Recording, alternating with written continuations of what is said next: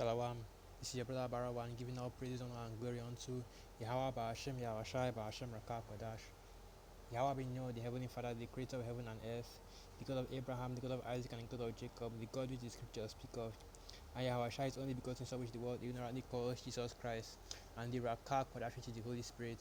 Double honors to the elders and apostles of Great Millstone who rule well, pushing 100% truth of the gospel, helping to wake up and to seal the elect of the nation of Israel, and salutations to all your sincere Akima that are pushing this gospel in truth and sincerity, risking your lives and your freedom to do so. So what we're going to go into is, the title of this lesson will be "It is the appointed time," because right now the situation we are in right now is the time of prophecy. The time of bringing out these prophecies, pushing out these prophecies at a heavier volume than we ever were. Because I've been trying to go into that lesson now. I try to go into that lesson, but it's my spirit. The spirit is just eating on me to do those lessons. The spirit is on me to bring out lessons on concerning prophecies, to bring out lessons concerning the fulfillment of prophecies, to bring out lessons concerning all the things that is going up on upon the earth now. Prophecies about 2 chapter 15, sedition among men, martial law, female camps, the microchip, all those kind of things. Even though I wanted to go into other topics, the only thing that's on my mind is all these prophecies that is being pushed out, because now is the appointed time. Now is the time for the fulfillment of all these prophecies. That's what I have right here. Let me just quickly go into the precept before I continue. Right, I have right here in the book of Habakkuk chapter 2 verse 3, and I'll start from verse 2. So okay, I'm in verse 1. This is the book of Habakkuk chapter 2. I will stand upon my watch and set me upon the tower, and will watch to see what he will say unto me, and what I shall answer when I am reproved. And Yahweh answered me and said, Write the vision and make it plain upon tables, that he may run that readeth it. And these visions have already been written down. What we're doing is reading them out to you and explaining them. Because the Israelite camps, the men of Great Millstone on down, the others of the apostles on down, we are reading these prophecies to you and explaining them to you. Telling you that this is exactly what is going to happen, telling you how it's going to happen, And right now, I've seen all these things come to pass. So what is the reaction you're supposed to have? You're supposed to run, and where are you running to? Running to your power, running to Yahweh Bashmi Yahushua, running to your Savior, your Redeemer, whoever you believe will protect you, Because the elect and the two-thirds, they believe in two different people, They believe in two different powers, in two different people to defend them, As Scripture says, you cannot trust both God and Mammon. You have to choose one or the other. And in this case, the elect will choose the Most High, while the two-thirds will run to Esau, for protection. So I'm reading these prophecies for you. Starts whoever so that when it says write down the vision, write down the vision, make it plain upon tables. We bring it out, we bring out this gospel, we bring out this understanding. To go out to the highways and byways, we do these sit downs. We break everything down so that it will be, so that it will be very understandable. And then he that sees it, he the people that see it, they run to and fro, they run to their Redeemer, they run to the people who they believe will defend them, whether it's sweet Cesare Borgia or Allah or Buddha or whoever you want to run into, or the Most High Bashmi Yahshua himself. So that's what this is speaking of. And I continue from verse 3. For the vision is yet for an appointed time, but at the end it shall speak and not lie. Though it tarry, wait for it, because it will surely come, it will not tarry. I haven't really waited that long, but the others and apostles, and all the men of the Lord have been waiting for this time to come. This is the time that we are living right now. We're living in the time that's the men, the apostles, the disciples of Yahushua, the prophets have been waiting for. The times where all these things which they are spoken of, all the prophecies which they are given, all the prophecies that they have made will finally come to pass. Because it just tells you that that you should be. I've forgotten how it goes. So let me just type it. Let me just search for it. When it says that our salvation is nearer than when we first believed. I've forgotten how that piece goes because I haven't gone into it in a long time. Here it is, the book of Romans chapter 13 verse 11, and it reads, And at knowing the time that now it is high time to awake out of sleep, for now is our salvation nearer than when we believed. So this is the time. This is the time to come back to Yahweh Bashmi. This is the time to come back to the Most High. This is the time when the elect are about to be finished being sealed. This is the time when you want to make sure that you are part of that number. This is the time where you want to make sure that When you want to give that diligence to make your calling and election sure, because this is the appointed time. And guess what? Let's go to that in the book of Jeremiah chapter 28 verse 8. I know what I want to get, because these prophecies that are being brought out, they're not prophecies of peace, they're not prophecies of prosperity, they're not prophecies that speak of all the good things that will come onto this world. This is the book of Jeremiah chapter 28 verse 8, and it reads, "The prophets that have been before me and before thee of old prophesied both against many countries and against great kingdoms, of war and of evil and of pestilence." And guess what? All those things, the wars, the evils, and the pestilence, they have come to pass, and they will come to pass, because the prophets of Yahweh Hashem Yahushua, the prophets of the Most High, are prophesying against this kingdom. Now they're prophesying of wars, evils, and pestilence as well. And those wars, evils, and pestilence are finally coming to pass, and they will continue to come to pass, and they will continue to increase increase in their severity, and increase in how serious these cases are. Because when the men of the Lord were telling you that riots and lootings will start in America, Babylon the Great, that riots and lootings all over Babylon the Great, nobody listened, and where are we right now? Riots and lootings all over Babylon the Great. Babylon is basically right now, it's basically like Hong Kong. Protesters everywhere, constant daily protests. The race trials have already started. The race wars are about to be kicked in. Martial law is about to be. Martial law is lurking around the corner. Esau hasn't yet brought it in full force. Because I guess he's waiting for something. And that leads me to Revelation chapter 12 verse 2, where it says that I think that's the correct precept. Where it says that the devil is coming down upon you with great wrath, because he knows that I have but a short time. But that decide. I'm going to get that. Probably going to get that precept. Let me just get that precept right now. In Revelation chapter 12 verse 12, it says that, I believe that's the it's like I'm not really sure about it.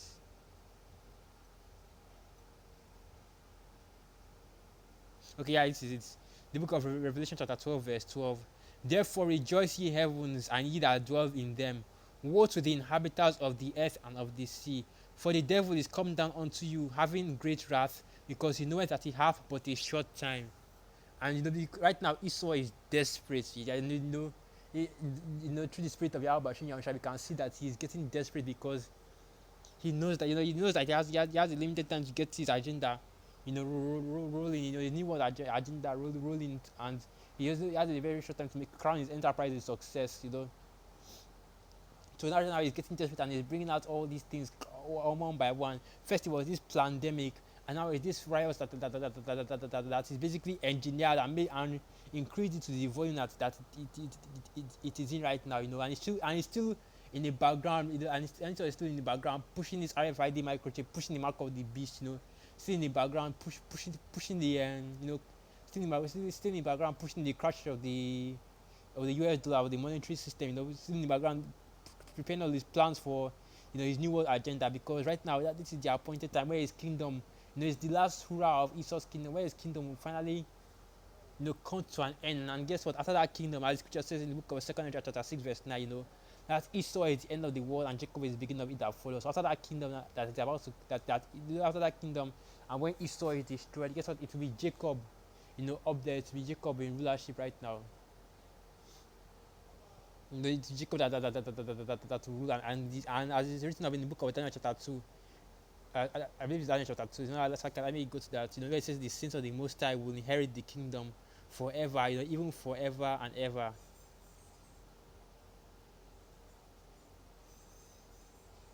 Here it is, the book of Daniel chapter 7 verse 18, and it reads, Daniel chapter 7 verse 18, and it reads, "But the saints of the Most High shall take the kingdom and possess the kingdom forever, even forever and ever." And that kingdom will have no end. That will be the righteous kingdom that will come upon the earth. And this is the appointed time. That's why the scripture says that. That's why the scripture says that in Romans chapter 13 verse 11, that you should rejoice, because now your salvation is nearer than when you first believed. Because all these, the scripture says that all these things must come to pass first. That's in the book of Matthew chapter 24. All these things must come to pass first, but the time is not yet. When you hear of the wars and the rumors of war, the plagues, the famine and pestilences all over the place, the beginning of sorrows. When you see all these things, you are rejoicing, because you know that Your rest has finally come. You know that the end is finally near. You can finally get out of this wicked kingdom. You can finally get out of this place. That is finally the appointed time that you have been waiting for. And like in the book of Second Peter chapter 3 says, when all the people, all the people come out and say that, where is the sign of his coming? Let's go to that, to the book of Second Peter's chapter 3. Let me read this. Here it is, the book of Second Peter chapter 3 verse 3, and it reads, knowing this first, that there shall come in the last days scoffers, walking after their own lusts, and saying, where is the promise of his coming? For since the fathers fell asleep, all things continue as they were from the beginning of the creation. For this they are willfully ignorant. That's basically it. They discover that I've been asking. I've even had people, personal experience of people asking me, saying that you believe all these things, but there's no signs of it coming. And now you can see all the signs in the heavens, the chariots flying around, the blood moons, the pink moons, the scarlet moons, different colors of the moon, different signs in the heavens and in the air. You see earthquakes, you see trouble in the water. You see all these signs coming out to show that the Most High is about to visit the world in which He created. And let's go to that in the book of Second Esdras, where it says that that in that time that the highest. So let me type it down. I forgot it. I can't remember the precept that it is in. When it says that it will be the time when the highest will visit the world where He created. And this is all part of the things that would happen during that so-called appointed time. Yeah, it is the book of Second Ezra. This is the book of Second Ezra chapter 9, and I start from verse 1. He answered me then and said, measure thou the time diligently in itself, and when thou seest part of the signs pass which I have told thee before, then shalt thou understand that it is the very same time wherein the highest will begin to visit the world which He made. For when there shall be seen earthquakes and uproars of the people in the world, thou shalt well understand that the Most High speak of these things from the days that were before thee, even from the beginning. And that's what we've been telling you. We've been bringing this out, that it's only the scriptures that speak of all these things happening. Only the scriptures speak of riots and lootings. Only the scriptures speak of plagues and pestilence. Only the scriptures speak of the RFID microchip. Only the scriptures speak of all these things that would come at the end of Esau's kingdom. Only the scriptures tell you all these things, as tells you that Esau is going to be an rulership at the last. Gives you and prophesied how Esau even came up into rulership. And when the scriptures tell you what exactly is going on upon the earth, this is the sign. This sign upon the earth is the Most High, visiting the highest, visiting the world which He created. Even the animals, the beasts that have been moved out of their places.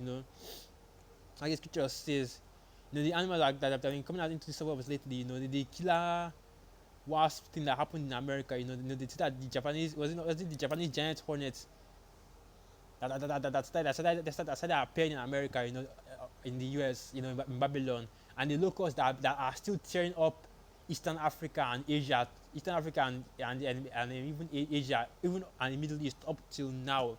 That crisis hasn't, just because it's out of the news doesn't mean that it has actually stopped.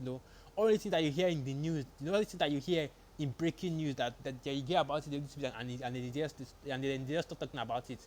It doesn't mean that it has actually stopped. It doesn't mean that that those things have actually stopped, or those things have been resolved.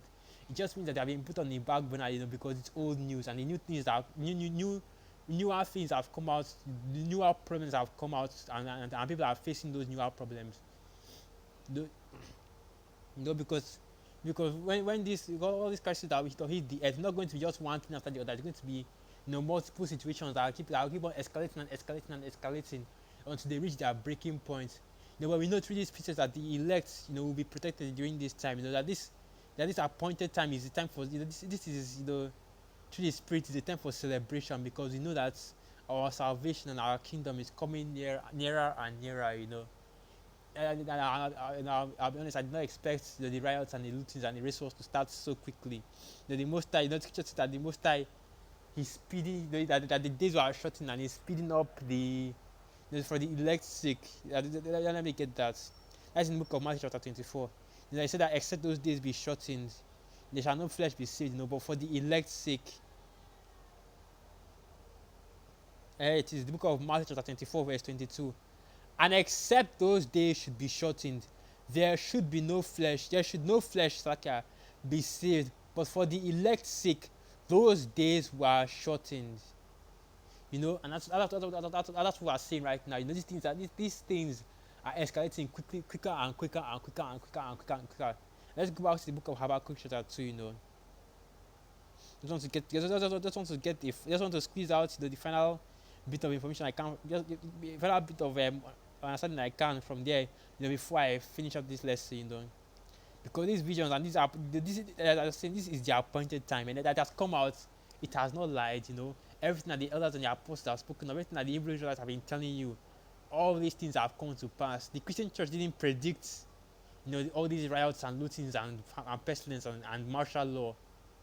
You know, they didn't. No religion predicted it. Even this fucking sarcasm for the language. Even the scientists are coming out here talking about, you know, there is no God. They didn't. They couldn't predict this. You know, they didn't see this coming. The Hebrew church have been telling you, we've been telling you for years now. You know, the elders and apostles on that have been telling you for years that these things are coming to pass. That these things will come. You know, that even though it will tarry, even though it will take a while, wait for it, because they will surely come. And it is finally here, man. This is finally, you know, this is finally it's beginning of this is beginning of sorrow's time. And through the Spirit, you know, we pray that these things will keep on escalating and escalating and escalating until it reaches, you know, the breaking point. You know, when our Lord and Savior Yahushua cracked the skies, and you know, he beams up the hopeful elect, you know, Lord willing that we have of that number, he beams us up into the chariots, and you know, we receive that salvation. And that's going to be it for this video. You know, all praises, honor, and glory to Yahweh, Bashim Yahushua, Bashim Rekah Kodashim. Through the Spirit, everybody has edified.